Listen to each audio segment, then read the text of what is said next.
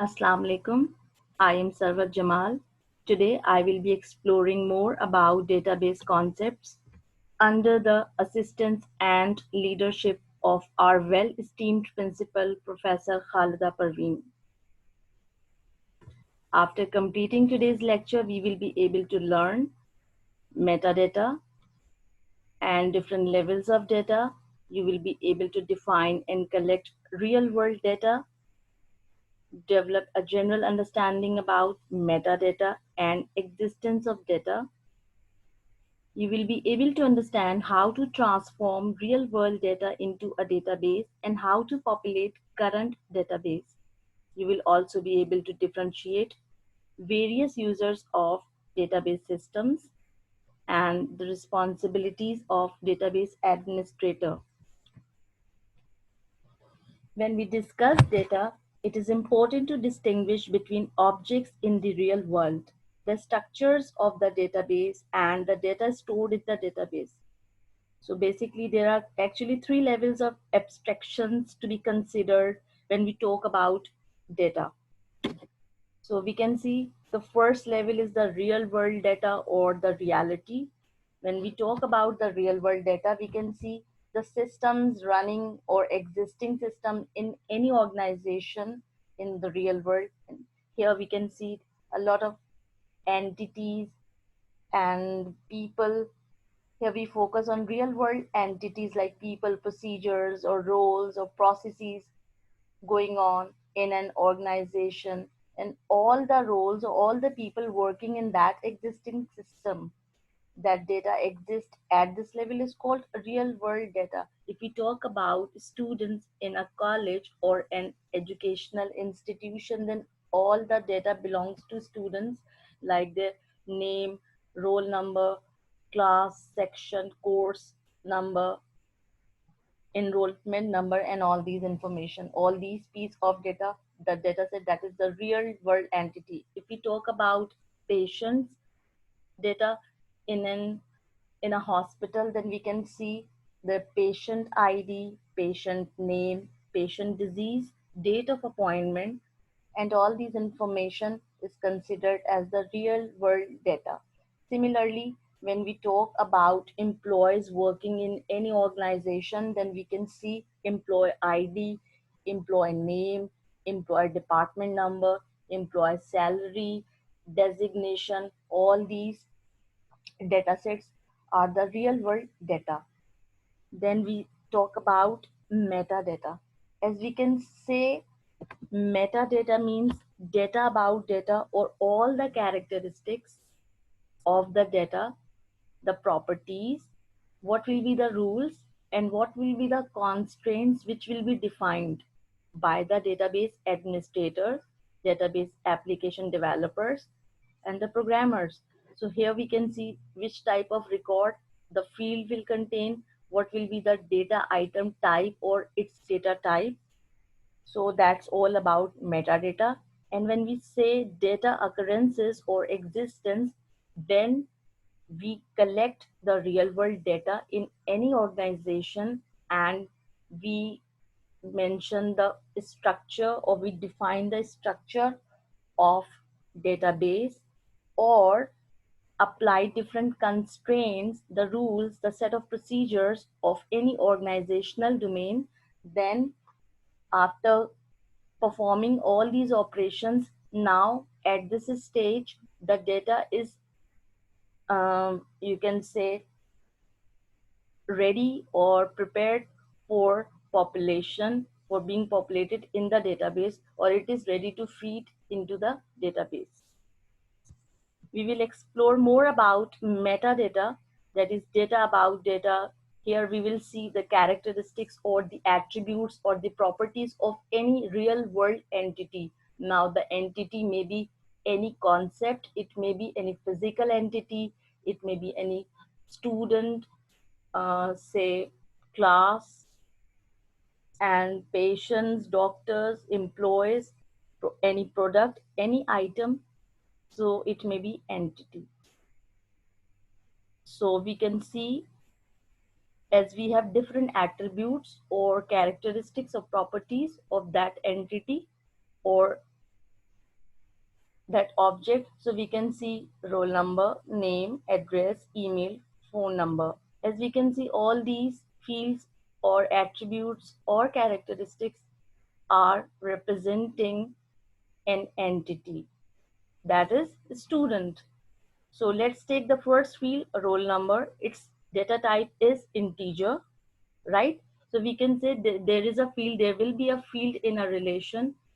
By means relation, I am defining a table. It means whenever we talk about a relationship, then you have to put a two-dimensional table in your mind, right? So let's take an example, roll number, and its data type is integer. Let's take second field, that is name. Its data type will be alphabet. And the third one, address, it is alphanumeric. So we have length, we can mention the length, we can define the length, and we can give some description, and we can apply the rules or the constraints which we were talking about. So the roll number cannot be left blank. This field cannot be left blank. So this is a check or a constraint. The values should be from 1 to 1000 and cannot contain the null value. Similarly, there is one more constraint on another field, that is email. It contains @ and dot. Now here we can see and explore more about the different levels of data.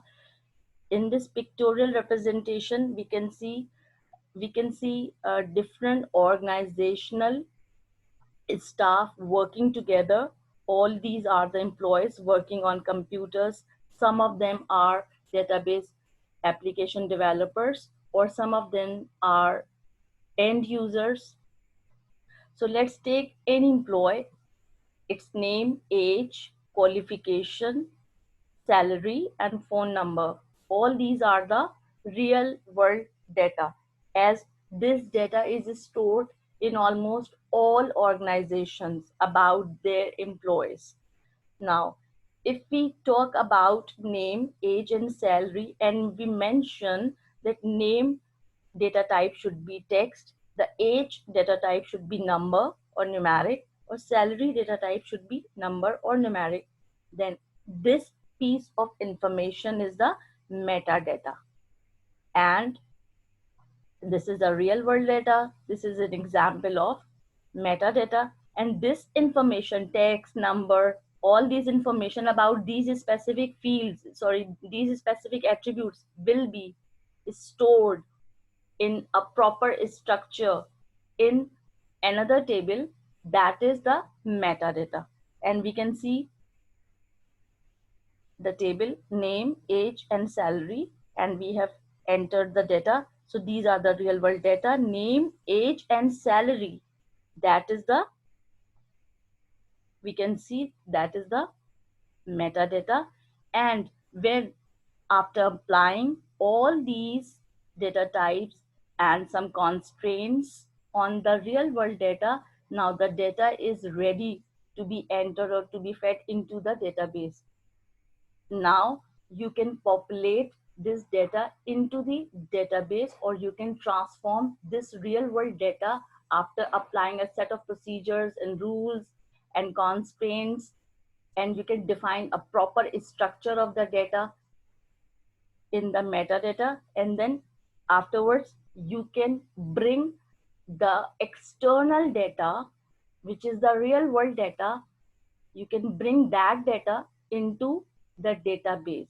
That is what we call the transformation of real world data into database systems, existing database systems, population, or transformation of real world data into database systems. Now we will talk more about users of database systems.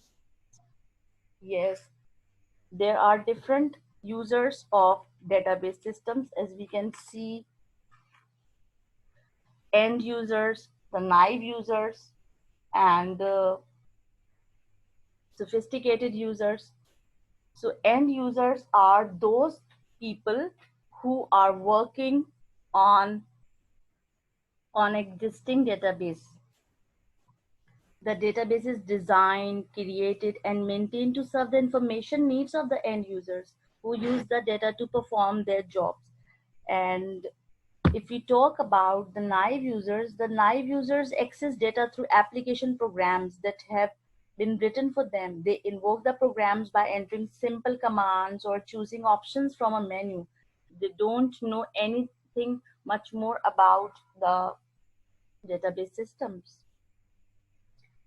The sophisticated users are also called casual users, and they are trained in the use of online query language and access data by entering queries at terminals.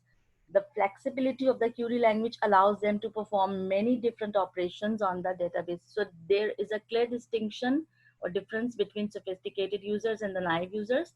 That sophisticated users have the capability or they have the option to apply query, but they are trained to query online, but the naive users have cannot avail this option. Then we have the database administrator or the database programmer.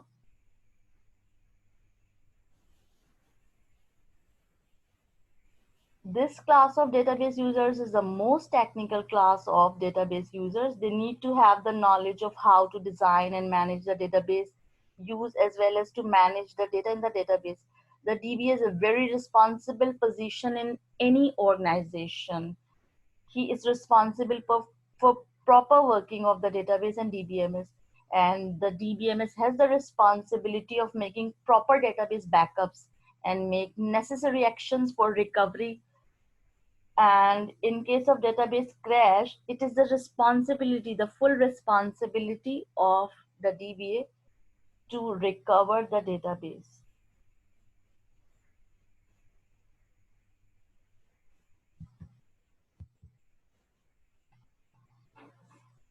Then we have the application programmers. Now, the application programmer, very important role. The group include this group includes programmers who write batch or online applications for other users. Their application programs may be written in a variety of host programming languages such as C, C Sharp, Java, Oracle, PHP, or any programming language. Each program that accesses the database contains a statement that call the database management system to perform update or retrieval operations on the database. And all these people need a lot of experience and they use variety of software tools to develop the database applications, as we can see. Now we will be discussing about the responsibilities of a database administrator. A database administrator has some very precisely defined duties which needs to be performed by the database administrator. It includes schema definitions and granting access and routine maintenance, which includes backups and monitoring disk spaces, monitoring jobs running. So let's talk about schema design. The database administrator in some organization is responsible for designing the database schema. It means database is the person who will create all the metadata information for the organization on which database is based. However, in some very large scale organizations, some database designers do perform with database administrator. Then we have granting access to users. The database administrator is also responsible for grant of access rights to the database users. So let's say if there are 100 of users, so all of their grant will be given by the database administrators. Along with granting and revoking or taking back the rights, the DBA continuously monitors and ensures the legal use of these rights. So this is also very important activity or very important responsibility of the database administrator, that monitoring this space, When a new database is created, it takes a limited space as it is not populated. The simple reason is that. But as a result of daily activity, the database acquires more data and grows in size very rapidly by time. The database administrator has to monitor the disk space usage and statistics to ensure that no data overflow occurs at any stage. Then we have monitoring running jobs. Okay, to ensure the secure and proper functioning of the database systems, a database administrator continuously monitors some associated activities and also ensure that all users are using their authorities legally and different devices attached to the database systems are functioning properly. Okay, students, we stop here. Inshallah, I'll come up with more important concepts of database management systems. Thank you.